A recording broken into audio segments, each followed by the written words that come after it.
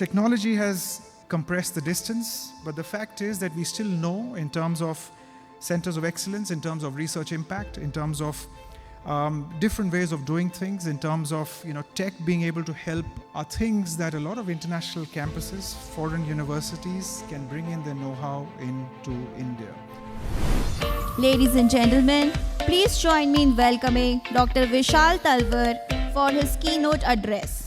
The Indian higher education ecosystem has contributed a great deal to the development of the country, and not just the country, but also हम बाकी जो देशों में देख रहे हैं, चाहे वो CEOs हों Indian origin के, चाहे वो दूसरे products हो, and we also saw very just now on the dais someone who has worked with the likes of Facebook and WhatsApp, and then has decided to commit himself to the higher education world. So I think there's a lot of contribution, and now obviously we are at a very exciting phase of India's higher education ecosystem development. In fact, if I look at it from a overall education perspective, I've noticed some international schools at the primary and secondary level also being launched in the country. So obviously we are at the cusp of rapid transition, rapid transformation, which came about sometime in 2020 when the new education policy came along. And of course it took some time for the operationalization of international campuses into the country, but now they're very much there. Now there are different stages of development offering different aspects of higher education, knowledge and learning. बहुत सालों तक आप notice करोगे globalization में ideas, concepts, capital, people, everything got transferred from here to there. Reverse globalization भी हुआ, but the fact is that higher education ecosystem didn't necessarily travel. Right? Everything else traveled in a globalization phase, but universities did not necessarily travel as such. Obviously, knowledge equilibrium thoda bahut hua, democratization hua, but the universities stayed put in those locations. But now you notice a change, and wo change, even from a basic perspective, gives a lot of people access to many things. Right? Now, personal perspective से अगर बात करूं तो at least मैंने बहुत साल 2002 में जब मैं यूके गया था अपनी PhD के लिए एट मैनचेस्टर बिजनेस स्कूल, मैंने फ्रोज़न पराठास और कैंड राजमा बहुत खाए थे. तो एटलीस्ट जो यहाँ बच्चे हैं जो इन कैंपसेस में पढ़ेंगे in the now and for longer period of time, at least उनको ये frozen parathas cooked in palm oil and canned rajma shayad unko itna khana na pade. So my idea here is to be able to talk a little bit about why now, why this opportunity, why is it that I'm talking from a perspective of education inequality, or essentially trying to reduce the education inequality in terms of the models, in terms of the concepts, in terms of the frameworks, in terms of the digital divide, and also in terms of the kind of challenges countries face in different parts of the world. I'm talking just about climate change. I'm talking about sustainability practices, and I'm sure sustainability practice is not something that we have to learn only from the world, from technology of climate tech or whatever, but a lot of practices that we do in our country in India also needs to be able to go there so that people can live more sustainable lives. So when I'm talking about transnational education and its benefits to the country, I'm not talking about just transnational education and its benefits to India, but a lot of Indian thought, Indian ethos, Indian way of doing things can benefit the other part, the other regions of the world as well. That's why I'm saying, इसलिए मैं बोल रहा हूँ कि this whole idea of the monopoly of geography over opportunity is getting eliminated slowly. I keep on repeating this. The monopoly of geography over learning is something that is now slowly getting diluted, and hopefully one day will get eliminated as well. So technology has compress the distance, but the fact is that we still know in terms of centers of excellence, in terms of research impact, in terms of different ways of doing things, in terms of tech being able to help the Indian ecosystem. Before this we had that discussion on artificial intelligence. A lot of these things are things that a lot of international campuses, foreign universities can bring in their know-how into India.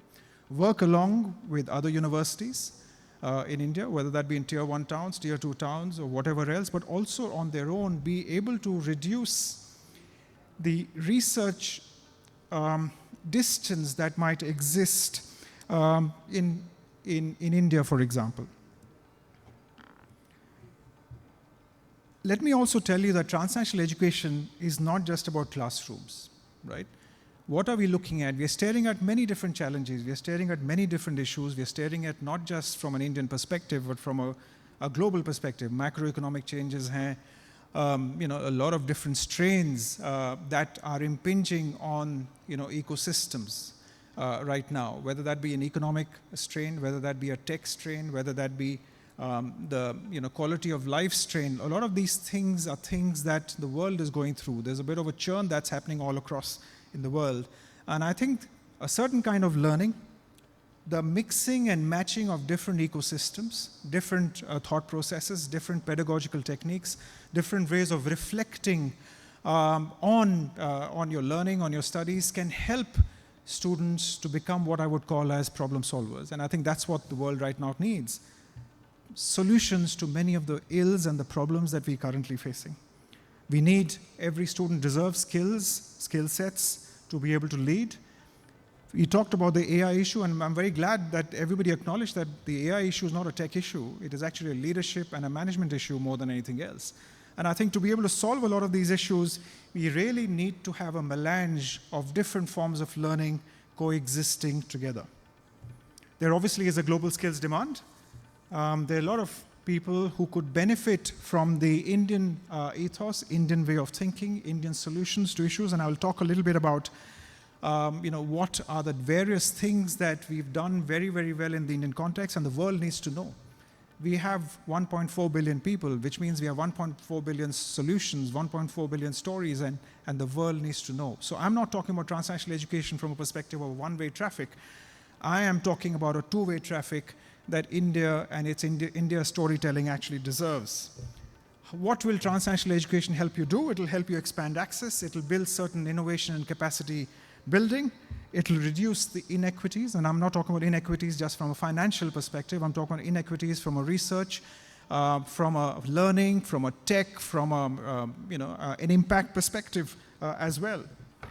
But I think there are things that we have to concern ourselves when we talk about transnational education, when we talk about international campuses coming into India. Right? There are a few things that Indian institutions have to think about, or the various different stakeholders. There are a few things that international institutions coming into the country have to think about. And that one basic principle is very clear, that knowledge needs to be able to flow freely. It should not necessarily be subdued. It should not necessarily it should act as a bridge and not to dominate. We always keep hearing about a certain kind of learning, a certain kind of pedagogy, a certain thought process is better than the others, right? We might have different views on this, but the fact is that when these thought processes, then these arguments, these intellectual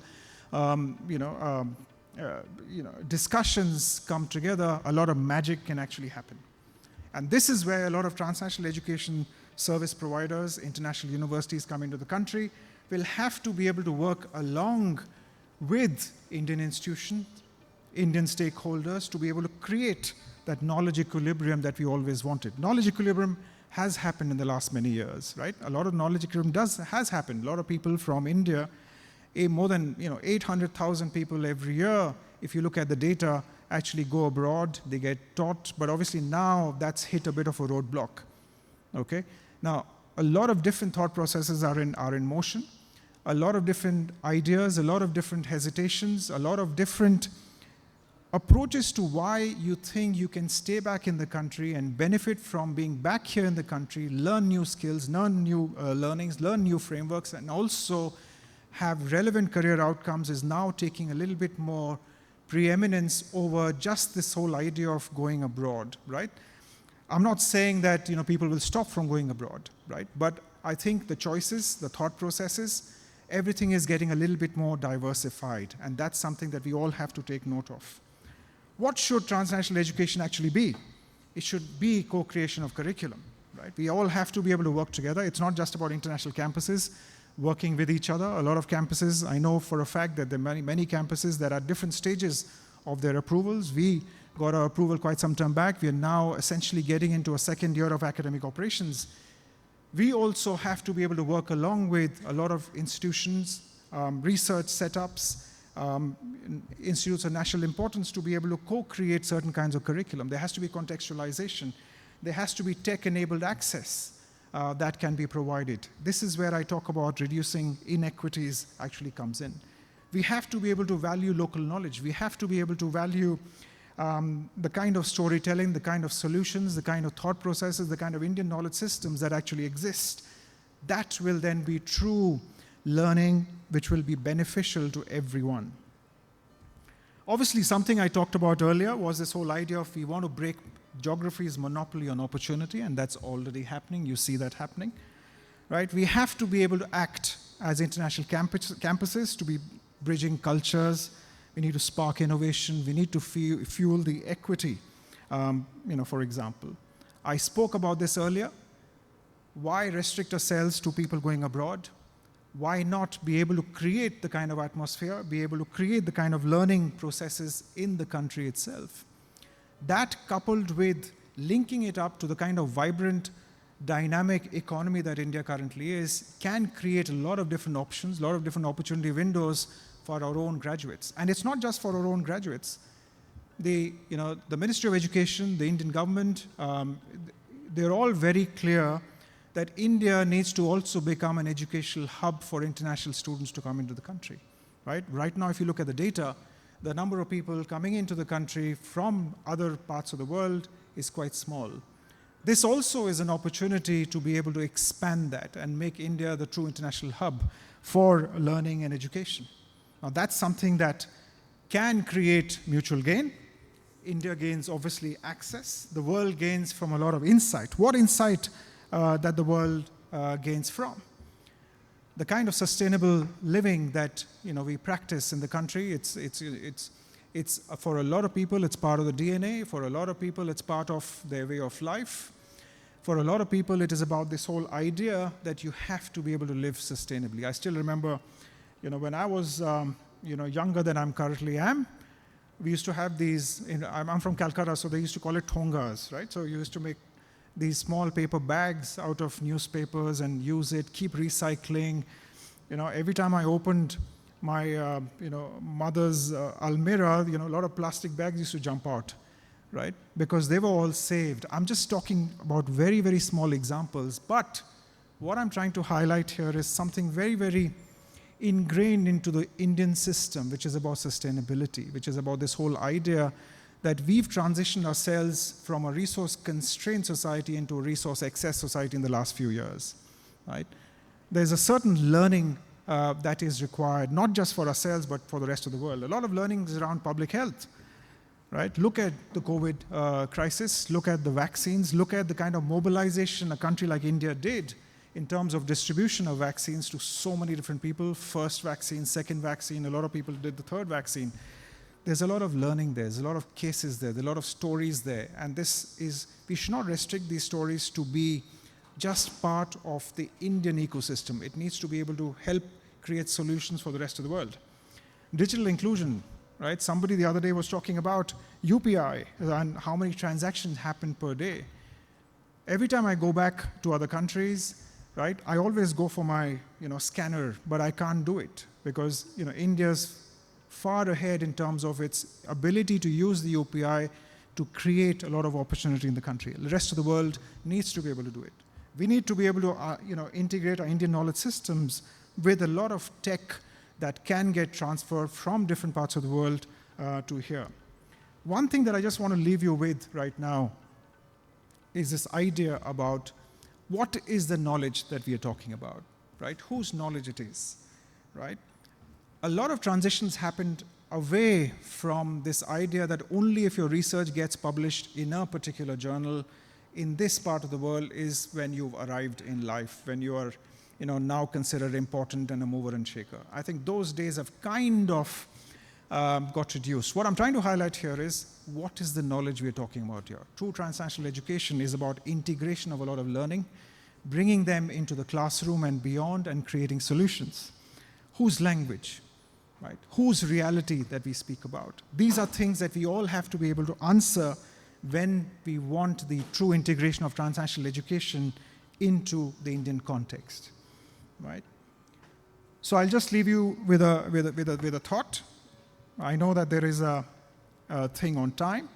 India is not just the world's largest classroom, it is the world's largest talent pool as well.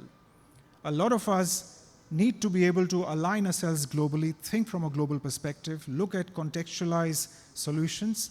But I think a lot of Indian talent can serve well into other parts of the world, whether they transfer themselves to the other part of the world or whether they are in India and still are being able to offer their services to other people, other companies, other organizations everywhere else. And this is where I think the right implementation of transnational education, foreign campuses, can enable for India.